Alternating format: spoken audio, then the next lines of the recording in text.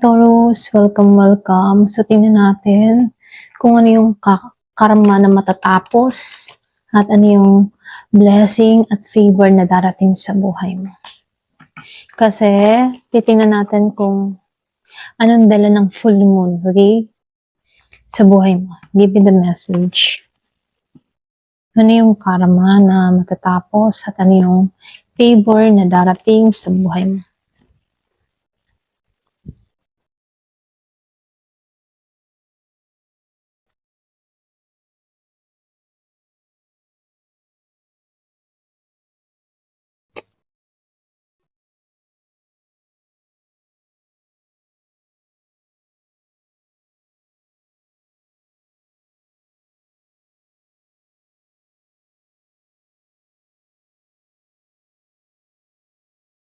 So, dito, no,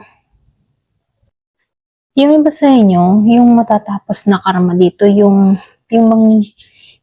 Nine of Swords at itong Nine of Wands. Nakikitaan ko dito matatapos na yung cycle na pagpupuyat, kakaisip. Meron lang din ako nakikita dito na trauma na dala sa relationship, okay?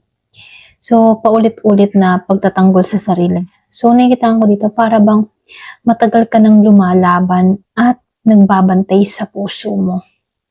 Pero ngayon, unti-unti ka na nag-heal at yun yung good sign dito. Okay? So, nakikitaan ko dito, meron kang karma sa past connection mo. Iba sa inyo, ha? Kasi dito sa Six of Cups and then sa Two of Cups, ito yung karma na may kinalaman sa soul connection. So, ibig sabihin, pwedeng past lover o taong may malalim na bond sa'yo, pwede rin childhood or past life energy kung naniniwala ka dito. So, mukhang may karmic lesson sa love na natutunan mo na. Hindi lahat ng soulmate ay meant to stay. Hindi lahat ng connection ay dapat pagpilitan. So, nakikitaan ko dito, dito sa Five of Cups. Ayan, pasensya na sa ingay, meron kang lungkot na naramdaman, meron din akong nakitang pagsisisi sa iba, mangilan-ngilan, okay? Meron kang chapter ng pagsisisi, pwedeng pag-iyak sa, yung mga pag-iyak na isinara na ng tadhana. So, ibig sabihin, yung what if mo, na sayang energy, unti-unti nang nawawala. Okay? So, nakikitaan ko dito, yung blessing na parating sa'yo ay yung magkakaroon ka dito ng financial opportunity. Okay? Kasi dito lumabas si Ace of Pentacles sa Pride. And then, nakikitaan ko rin dito si Knight of Pentacles, Kumbaga, ito yung malakas na blessing mo. Pwedeng magkakaroon ka ng bagong trabaho, pwedeng bagong source of income, meron din nung nakikitang promotion sa iba, business opportunity, or pwedeng stable pero long-term growth, okay? So, hindi ito biglaan pero sigurado at steady yung parating sa buhay mo.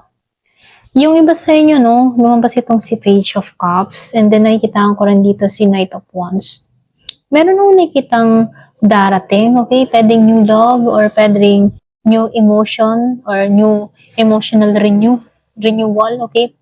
May darating na pwedeng flirty message, bagong manliligaw, or pwedeng biglaang romantic spark, Mas passionate ito, mas expressive kaysa sa nakaraan, Ito na yung nakikita ko. Maraming flirty message, ganyan. So, dito, nakikitaan ko rin dito. Yung iba sa inyo, merong glow up na mangyayari sa'yo.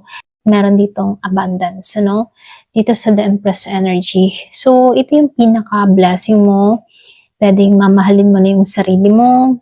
Pwedeng ayusin mo na yung sarili mo. Magiging ka na ulit attractive. Nakikitaan ko dito, nagiging kang magnet sa abundance, So, yung iba sa inyo, mas magiging kang confident, mas aalagaan mo na yung sarili mo, at doon papasok yung blessing, Kapag inaalagaan mo yung sarili mo, syempre, na-attract mo yung positibo, okay? Kaya may naman alagaan yung sarili.